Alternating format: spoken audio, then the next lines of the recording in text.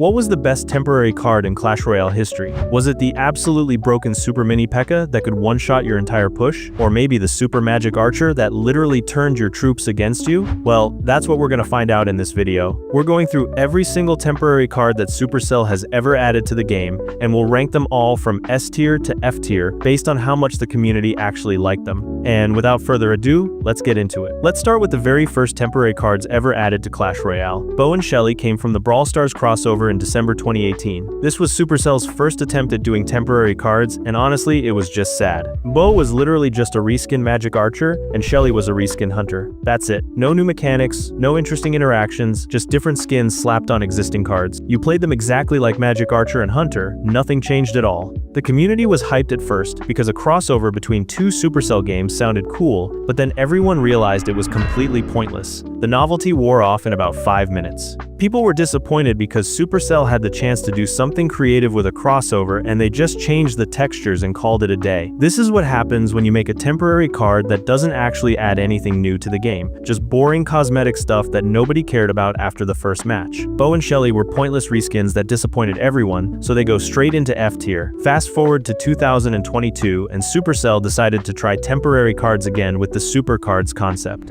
Super Lava Hound was technically the first one, and it was underwhelming as hell. It cost 8 elixir instead of 7, and when it died, it split into 2 smaller lava hounds that then split into pups. It also had some death damage thrown in there. Sounds cool on paper, right? Except it played exactly like regular lava hound. You still just threw it in the back, built a push behind it, and hoped your opponent didn't have Inferno Tower. The splitting pattern was slightly different, but it didn't change how you actually used the card or how your opponent countered it. The community reaction was pretty negative. Everyone expected something more interesting from the first super card. Instead, it was just a stat-buffed version of a card that already existed. The reception was super mixed, with most people saying it felt like a missed opportunity. You countered it the same way with Inferno Tower or high DPS air troops, and it didn't add any new decisions to the game. Just more stats for 1 more elixir. Super Lava Hound was underwhelming and didn't change the gameplay at all, so it goes into D tier. Super Witch came out in May 2022 and tried to combine all 3 witches in the game. She spawned skeletons and bats alternately, and she had Mother Witch's curse effect that turned dead troops into hogs. Plus, she had way more health than regular witch. The idea was actually pretty cool.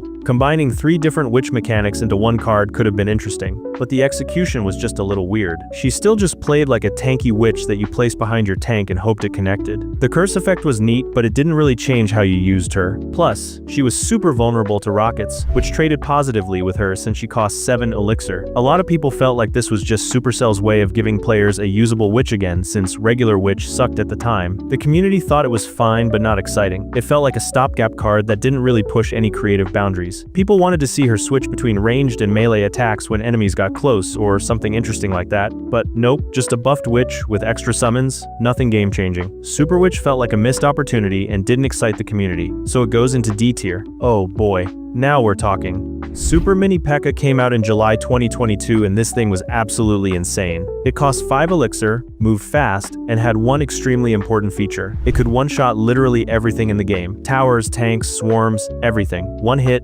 dead. It also spawned healing pancakes every few seconds that healed itself and nearby troops. But that wasn't even the main attraction. The one-shot mechanic completely changed how matches played out. If you got Super Mini P.E.K.K.A. to the tower with any kind of support, you just won. Defensive tanks were worthless because it one-shot them. Mega Knight, dead. Golem, dead. P.E.K.K.A., dead in one swing. The only counters were swarms like skeleton army or guards, but even those were risky, because if it got countered, you were cooked. The community reaction? People thought it was hilariously overpowered and they absolutely loved it. It was one of the wildest temporary cards ever, and perfectly toy-like for a challenge. This is exactly what temporary cards should allow. Outrageous, memorable experiences that would never be balanced for ladder. In Supercell's year-end player survey, Super Mini P.E.K.K.A. was rated as players' favorite temporary card of 2022. Everyone has a story about getting one-shot by this thing or somehow managing to defend it with perfect swarm timing. It was broken as hell, and that's exactly why it was so fun. Pure chaos, pure entertainment. The community loved how hilariously overpowered Super Mini P.E.K.K.A. was, so it goes into S tier. Barbarian Launcher came out in August 2022, and it's one of the most creative temporary cards ever. Imagine a mortar, but instead of firing rocks, it launches barbarians every 3 seconds. That's it. Cost 5 elixir, instead of mortars 4. Swapping projectiles for troops made this feel completely fresh, even though the concept was based on mortar. It forced continuous responses from your opponent because barbarians kept coming. It was great at pinning down single-target attackers and controlling space on your side of the arena. And here's the important part. It wasn't outright broken, which is super rare for temporary cards. You could counter it with cheap spells to kill the spawn barbarians, or you could pressure hard to prevent the spawns from stacking up. Direct damage buildings worked too. It was strong but fair. The community loved it. Like, really loved it. This is one of the most liked temporary cards in Clash Royale history. People praised it for being unique, interactive, and not frustrating to play against. Supercell even brought it back later because of how popular it was. It shows that changing just one core mechanic can make a familiar concept feel brand new. People still ask for Barbarian Launcher to become a permanent card, and it kinda got implemented with the Mortar evolution. Just instead of Barbarians, we got Goblins. Barbarian Launcher was loved by everyone and brought back by popular demand, so it goes into S tier. Santa Hog Rider came out for Christmas 2022, and it was chaos in card form. It was basically Hog Rider, but he dropped presents every 3 seconds. When friendly troops walked through the presents, they triggered a random spell: Rage, Clone, Heal, or Invisibility.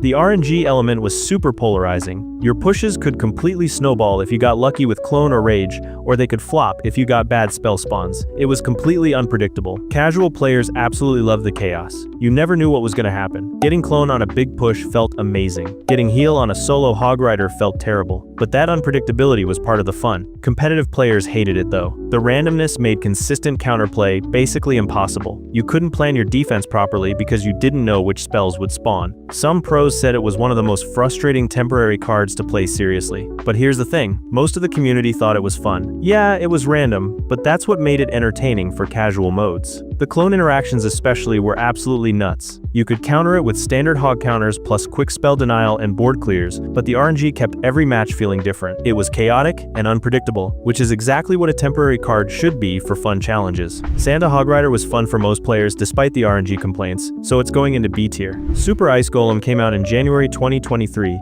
and it had one of the most unique mechanics ever. It cost 4 elixir, moved super slow, had massive health, and when it died, it froze the entire arena for 4 seconds. Yes, the entire arena. King Tower, Princess Towers, all troops on both sides, everything. The global freeze was a mechanic nobody had seen before. Imagine your entire push getting frozen just because this thing died, or freezing the enemy's entire defense when your push arrived. It had insane tempo potential. The problem was, the Ice Golem was so goddamn slow that it often didn't reach anywhere important before dying. The freeze effect was cool, but the pacing killed it. You'd place it, and then wait forever for it to waddle across the arena, and if it died too early, the freeze didn't help much. You countered it with high single-target DPS and ranged killers. Just kill it before it reaches your tower, and the freeze doesn't matter as much. Decks built around heavy damage could burst it down pretty easily. Reception was mixed. Some people loved the chaos of freezing everything on the map, others hated how slow and clunky it felt to actually use. It was mechanically interesting but frustrating in practice. If it moved faster, it would have been way more popular, but the extreme slowness made it less fun than it should have been. Super Ice Golem had a cool mechanic but was too slow and clunky, so it goes into B tier. Super Magic Archer came out in February 2023, and this is it. The best temporary card ever made, hands down. Super Magic Archer fired projectiles that traveled through enemies just like regular Magic Archer. But here's the twist. Every troop hit got converted to your side. The enemy's troops would start attacking their own towers and their own teammates. And it gets even better. He could convert Princess Towers temporarily. Not the King Tower, that was immune. But Princess Towers would switch sides and start attacking their owner. The battlefield became complete chaos, with troops switching teams mid-fight, towers betraying their owner, and friendly fire everywhere. This created the most bizarre interactions anyone had ever seen. Imagine playing a golem push, and suddenly your golem is walking backwards, attacking your own tower. Or placing P.E.K.K.A. for defense and watching it get converted and march toward your King Tower. Every match was memorable because you never knew what crazy conversion was about to happen. You countered it with high HP distractions and area control to avoid key conversions or spells to eliminate troops before they got hit. But even when you knew how to counter it, the interactions were still wild. The community absolutely loved this card. Content creators went insane over it because it produced the most unexpected, hilarious moments. People made compilation videos of the craziest conversions. Super Magic Archer was so good that people still talk about it and beg Supercell to bring it back. It's the gold standard for temporary cards. The community absolutely loves Super Magic Archer, and it's the best temporary card ever made, so it goes straight into S tier. Party Hut came out in March 2023, and it was super creative. This was a hybrid building that combined multiple card types. It fired projectiles like an X-bow, had the lifespan and HP of Goblin Hut, and when it died, it spawned a Goblin Brawler plus a bunch of regular goblins. This thing could act as both siege and spawn building. You could use it defensively to hold a lane or offensively to pressure. It bridged two completely different playstyles in one card, which made it super versatile. You countered it with high damage spells like Rocket, or you could pressure hard to destroy it before the spawns accumulated. Direct targeting troops worked too. But the versatility made it tricky to deal with because you never knew exactly how your opponent would use it. The community loved it. It didn't feel like a buff to an existing building. It felt like a genuinely new card with its own identity and role. People said it was one of the most creative temporary cards because it combined unrelated mechanics from different cards into something coherent and useful. Combining attributes from different card types to create a new role is exactly how you design interesting temporary content. Party Hut nailed it. It felt fresh and gave you new strategic options without being frustratingly overpowered. Party Hut was creative and loved by the community, so it goes into A tier. Party Rocket came out the same month as Party Hut. This was a spell with huge radius that cost less than regular Rocket. It converted all affected troops into goblins, and here's the twist. It alternated which side's troops got converted, so you had to be super careful about timing and positioning. The conversion mechanic forced you to think way more than regular spells. If you threw it at the wrong time, you could convert your own troops and screw yourself over. If you timed it perfectly, you could convert an entire push into goblins and completely flip the tempo of a match. You countered it by avoiding clustering your troops and baiting the conversions. The timing windows were everything. It was inefficient for steady elixir trades, but devastating if used at the right moment. The community liked it because it rewarded skill and timing. You had to actually think about when and where to use it. One bad Party Rocket could lose you the game. One perfect Party Rocket could win it. The decision-making made it way more interesting than most other spells. People wanted more spells like this that changed the board state in creative ways instead of just dealing damage. Party Rocket rewarded skilled play, and the community appreciated that, so it goes into A tier. Super Archers came out in April 2023. They cost 3 elixir just like regular archers, but they had double the health, splash damage, and their attacks pushed back enemies. They also had attack recoil, so they'd get pushed back slightly when they shot. The pushback mechanic was super strong, like way too strong. They could push back almost anything continuously, which made them insane on defense. You could place them, and they'd just keep shoving enemy troops backwards while dealing splash damage. But because of how good they were, the meta collapsed into just a few deck archetypes that exploited the pushback. There wasn't much variety in how you played them. You just spammed the same interactions over and over. You countered them with heavy tanks that could survive the splash damage and push through, or extremely high-rate single-target DPS that could kill them before the pushback mattered. Mass swarms worked too if you spread them out. The community thought they were powerful, but got boring fast. They were a spectacle at first, but everyone quickly realized the gameplay was super monotonous. Same pushback interactions every match. Good that it was temporary because it would have been terrible for the meta long term, but not that fun after the novelty wore off. Super Archers were powerful but got boring quickly, so they go into C tier. Terry was the first champion in Clash Royale. He was a more powerful version of the Hog Rider that came out in May 2023. He had more health than regular Hog and a special ability. You could pay 1 elixir to make him jump and deal AoE damage when he landed. The active ability was novel and added a timing skill element. You had to decide when to use the jump for maximum value. Jump too early and you waste elixir. Jump at the right time and you could take out defensive troops. But Terry didn't really change anything about how you played Hog decks. It was just Hog Rider with an optional ability. You countered him with standard Hog counters plus preemptive small spells to disrupt the jump window. The community was okay with it, but nobody was asking for it to come back. It was fine as a test for the champion rarity for the future, but it was not memorable. People recognized that it was just a test and not anything serious. Terry was fine but forgettable, so it goes into C tier. Warmth spell came out in December 2023 during the Snowstorm Challenge. This cost 1 elixir and unfroze troops on the snowy map. It also provided a small heal in a radius. This card was specifically designed for an environment with new rules. The Snowstorm Challenge had global freeze mechanics that constantly slowed down your troops. Warmth gave you a tool to counter that and keep your troops moving. It enabled completely new strategies that only worked in that special environment. You couldn't really counter Warmth because it was environment-specific utility. It existed to solve a problem that didn't exist in normal Clash Royale. The community absolutely loved this. People praised it as one of the best uses of temporary cards ever. Warmth changed the rules of the game and gave you ways to adapt. Environment-specific tools that enable new strategies are exactly what temporary cards should do. Warmth spell was praised as one of the best uses of temporary cards, so it goes into A tier. Wizard Trio came out in May 2024. This deployed all 3 wizards at once for 7 elixir: Ice Wizard, Electro Wizard, and Regular Wizard. Normally that would be 12 elixir worth of troops. They had instant deploy with no 1-second delay, and some spells were banned in that challenge. Getting 12 elixir worth of troops for 7 sounds insane, and it was. The immediate board impact was huge. Drop them on defense, and suddenly you have 3 splash damage dealers covering different roles. But the synergy between the 3 wizards was kind of inconsistent. Their effects overlapped weirdly, and it didn't always feel coherent. Ice Wizard slows, Electro Wizard stuns, Regular Wizard just does damage. Together they're strong but not exactly synergistic in a meaningful way. You countered them with high single target DPS that could focus 1 wizard at a time, or anti-air setups that spread damage across all 3. The banned spell design choices in that challenge shaped the counterplay too. Reception was mixed. People liked the concept of seeing all 3 wizards together, but felt like the execution needed work.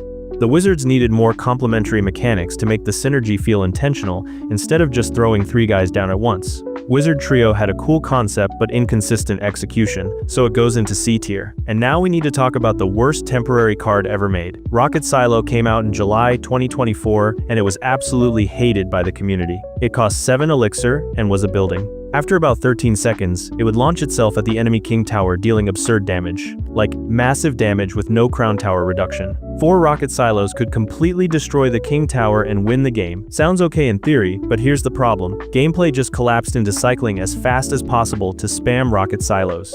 Whoever could cycle faster won. Matches weren't about strategy, interaction, or skill. They were about who could place more rockets faster. The counters were super awkward too. Monk could block the rocket with his ability if timed perfectly, but then people had to use Tornado and Freeze to counter the Monk, which created this weird rock, paper, scissors meta that nobody enjoyed. The windows to counter it were extremely tight and felt luck-based. The community largely hated it. People said it was one of the worst game modes of all time. Reddit threads were full of complaints. The fast-paced nature meant matches were over quickly, but there was no strategic depth. It encouraged cycling and removed meaningful mid-game decisions. Rocket Silo made matches feel like a race instead of a battle. When it was removed from the game, people celebrated. Rocket Silo was hated by everyone and is the worst temporary card ever made, so it goes straight into F tier. Super Knight came out in September 2024 and had one wild mechanic. When he wasn't attacking, he reduced all damage to himself and nearby allies to just 1 damage per hit. Fireballs, rockets, everything, just 1 damage. Any troops behind him became basically unkillable, but the ability turned off once he started attacking. So you countered him by distracting him with cheap troops to deactivate the protection, then killing him with high DPS. The community thought it was interesting but not amazing. The damage reduction was creative, and building protected pushes was fun, but matches got a bit repetitive. It was a cool defensive mechanic, but not memorable enough to stand out. Super Knight had an interesting gimmick but didn't blow people away, so it goes into B tier. After going through all of these, the pattern is pretty clear. The best temporary cards introduce new mechanics and interactions that make you play differently.